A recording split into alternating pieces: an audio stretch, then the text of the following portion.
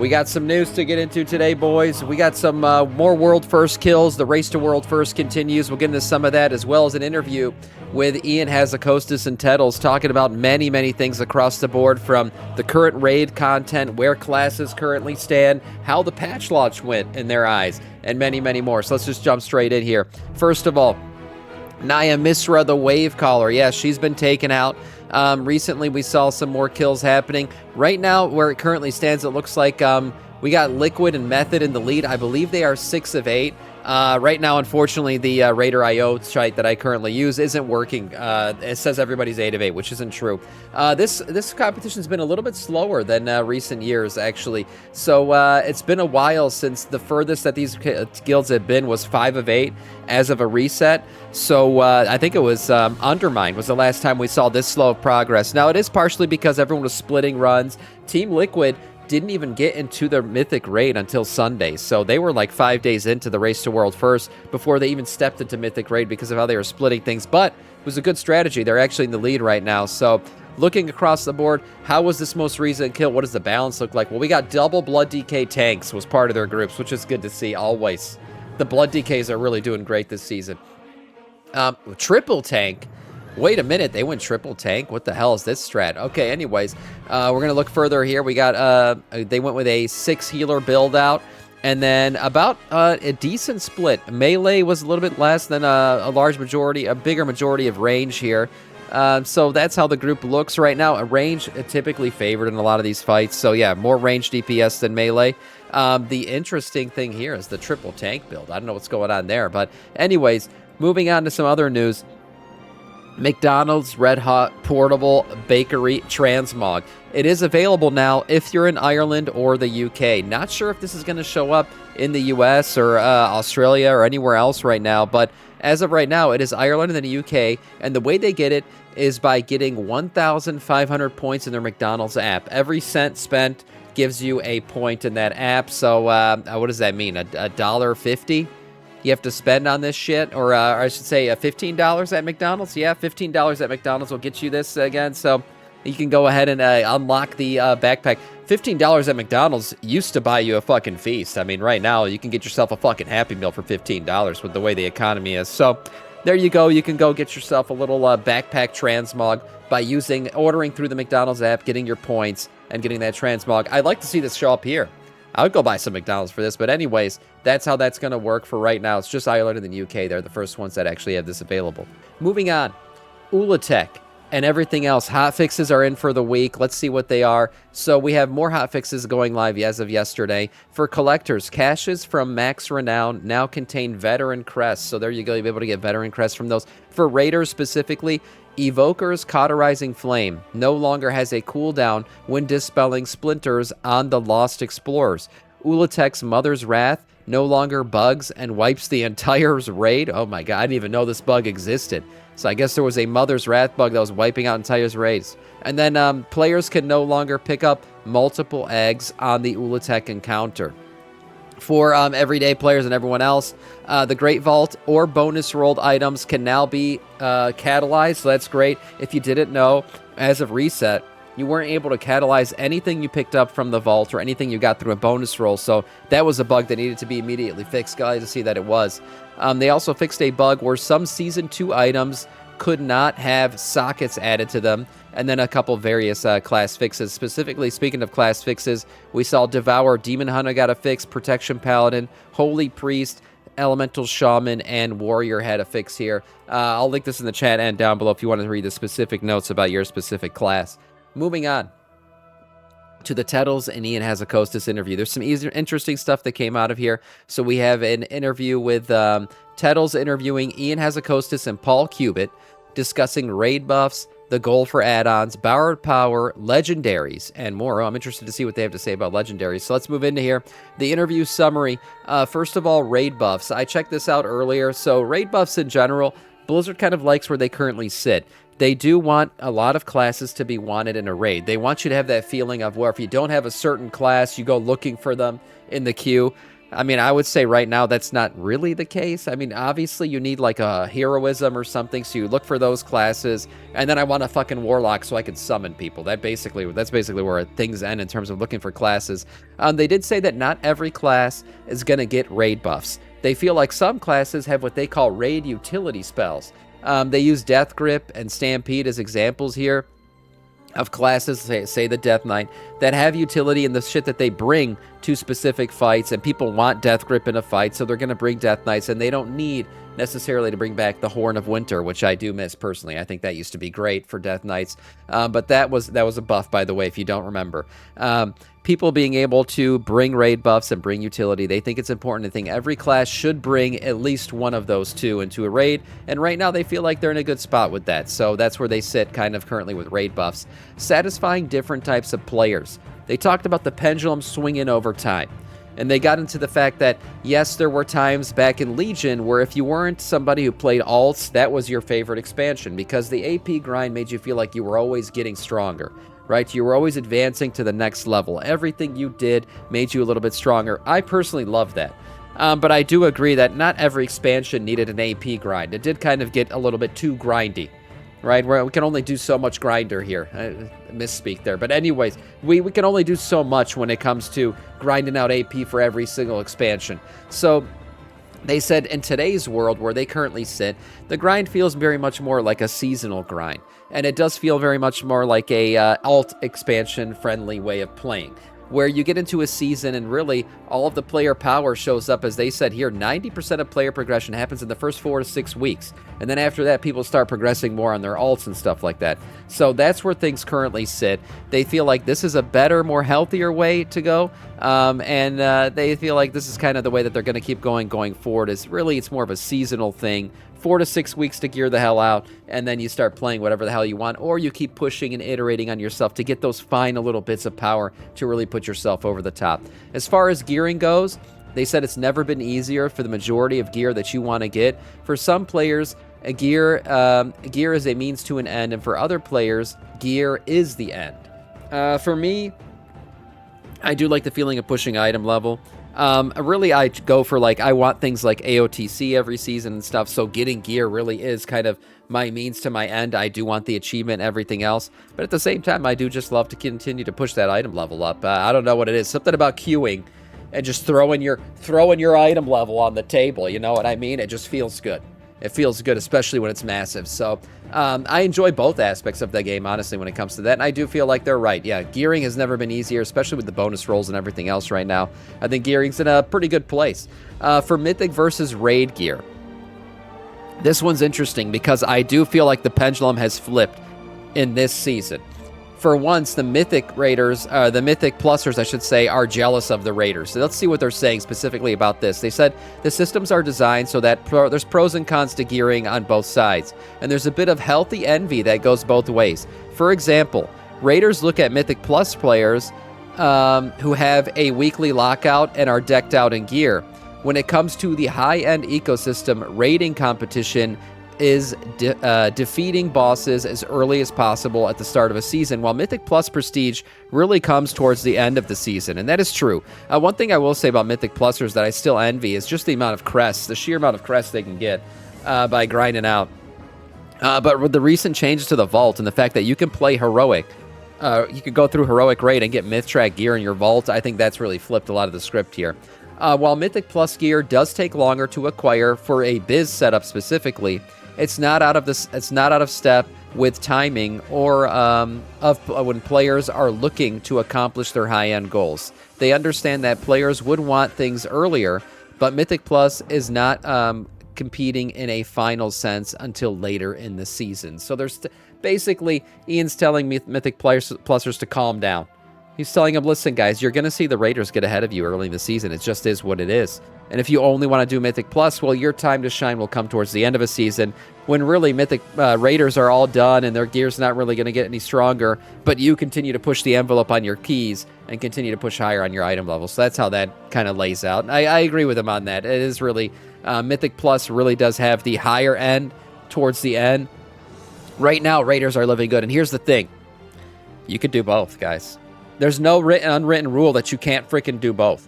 So if you really want to be, you know, the most elite player, the big dick boy walking around, guess what? You got to play both sides of the game. You got to raid early in the season and do more Mythic Plus towards the end of the season, and guess what? You'll be the most geared guy in the block. It's easier to herd 5 Adderall-riddled nerds together than 20 of them. Yeah, well, that's why I've always felt like raiding has to be the better source of gear. I feel like it's harder content. I do feel like it's easier to do a plus 15 key than it is to clear heroic raid. Because, yeah, it takes more coordination. The fights are more mechanically challenging. It takes a bigger time investment, too. So I don't mind raid being better in terms of gear. I think it should be. And that's not just to say that because I raid, I believe that. I've always said I think Gladiator, people who get Gladiator in PvP deserve the best shit. And I haven't gotten Gladiator since like Season 2 or 3. I don't even remember the last time I got it. So I'm fine with people who do the hardest content getting the best shit, even if I'm not going to go do that content. You know, that's fine with me. So, again, I think raiding is harder than Mythic Plus, so I think raiders kind of should get a little bit of the better gear.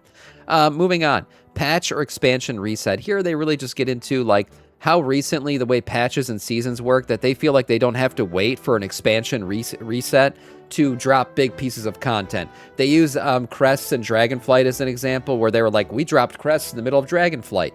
And if they would have sucked, we would have gotten rid of them in the next patch. But we thought they were good, so we continue to iterate on them and go forward with that. Whereas you have other features, say like Delves, right, that dropped in the War Within. They were an expansion release feature. Those have been great as well. So they basically got into the kind of the stories of, well, basically you got some things that we feel like we can drop in a patch cycle or a season. We don't have to wait for an expansion, and we're not going to wait for an expansion to drop every single new piece of content. And then there are other things that, yeah, they're expansion worthy and they're going to drop with an expansion. They say that the good thing about dropping new pieces of content or seasonal stuff is that new players don't feel like they have to wait for an expansion to join. They can join at any time, and player power progression and new features will always be there popping up for everybody, not just having to wait for a new expansion for those to drop.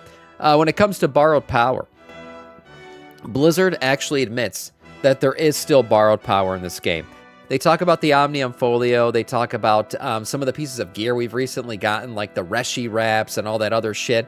And they actually think they're a good thing. They like where those currently stand. While they talk about the long grind, such as Legion AP, leading to conflict between some players who want to play a single character versus an alt, they think the current version of Borrowed Power allows you to play alts, because really it's count-wide progression.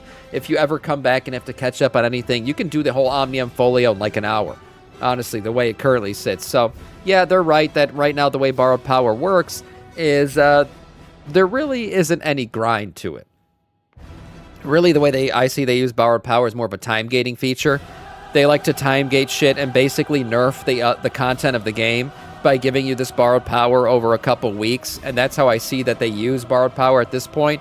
But it really isn't anything like the Legion AP grind, where you were just pushing insane Borrowed Power, and then by the end of the expansion, when that changes over to the next expansion, all that Borrowed Power is taken away, and you just feel weak as shit. If you guys were there for the Legion changeover, from Legion to, God, what came after Legion? What fucking, I can't even remember right now, which expansion came after Legion. Was it BFA? Whatever came after, you did feel the drop-off, for sure, on terms of Borrowed Power. So definitely there was a drop there. And I haven't felt that way ever since. I mean, now you just go expansion to expansion, you feel like you kind of pick up where you left off a little bit. Legendaries. Anything of note on legendaries from them? They said nothing to announce on legendaries coming in the future, but it is something that the rewards team talks about. The benefit of legendaries includes being a large goal for not only you, but also for a group. There's an interesting reflection on the player's psychology of Dragonflight legendaries, which informs how they would make future legendaries. Now, I remember the axe that I got, the Farak axe. That thing was really cool. I remember getting it and unlocking. If you guys remember, that thing had bad luck protection that I literally pushed the limit. I was like one of the last people to get that thing, so that did piss me off. But once I had it, it felt pretty good. Early on, when it was a few hundred people in the world, single-digit percentage of players who had legendaries, overall sentiment was positive. The people who did have it got to feel awesome. Many others were excited that it existed to get it themselves. As for the number of players who obtained the legendary increased to around a third of the player base, it felt like everyone was mad. It felt like people probably needed it, which is true. There are now players who are the only ones in their guild who don't have a legendary. The groups always have applicants who have a legendary. It did feel like a disadvantage versus an aspirational goal. And there is an agreement to that yes, if everybody starts to get it, or the majority of players start to get a legendary, then it becomes required. It does. If you can get enough people in a group who have the legendary by you requiring it, then you're going to start to require it. That's just how it's going to work. So there probably is a balance there. They said they need to work out the acquisition in the future because they know that the middle ground where people want it, but it feels really common, feels bad. Moving on to add-ons. Specifically, their goal with add-ons, still no competitive advantage. They're okay with add-ons changing your UI and altering your UI to basically help you see things, but they want to continue giving players, making sure that players aren't needing add-ons to do stuff. They think that what an add-on should show you is the same thing that what the in-game stuff could show you. They said it's fine for players to want to display information on their screen in a certain way that is favorable to them, but it should be the same information that's available to everywhere else. They don't want to get into the field, basically the realm where you're required to download a certain add-on for a certain boss fight, and if you don't have it, you basically can't do the fight. That's not a good feeling for them. So sitting in that realm right now, I think they've kind of achieved that in a way.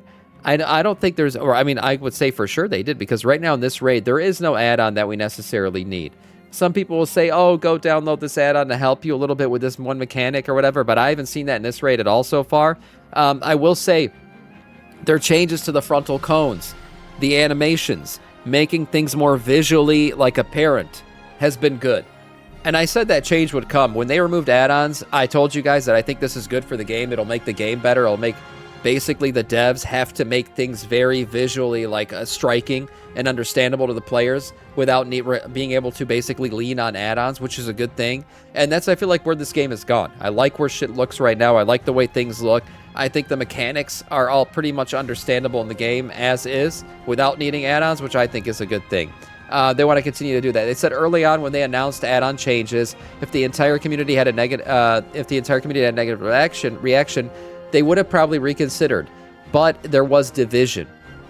There were tons of people who mentioned that if they could pull this off, it would be great. It was encouraging enough that they continue down the path. They definitely have done a better job, especially with communication on what it was. So I agree with that. I think the removal of add-ons, I still think, was a good decision. I know a lot of people still hate that shit, but I think it's just better for the overall health of the game. For talent trees, they talk about the complications of the over-complex talent trees, and they feel like hero talents solve that by putting a talent tree within a talent tree. I don't know how complicating it in that way is better, but they think it's better, and they kind of like it. They said there will be another squish, though, and another reset in the space to preserve the best parts of the talent trees. So it looks like I would expect, like, post-Last Titan, after the Last Titan, we might get a squish of the talent trees or something with the kind of the soft reset of the entire game, which I do think is coming. In terms of raid, they said raid changes have happened, mythic flex, multiple different raids, the ability to kind of do different versions of raids, single boss raids and stuff. I actually think raiding's in a good spot, and so do they right now, so they like where raiding currently is. PTR testing. Blizzard gets a lot of PTR testing, and class changes is a big one.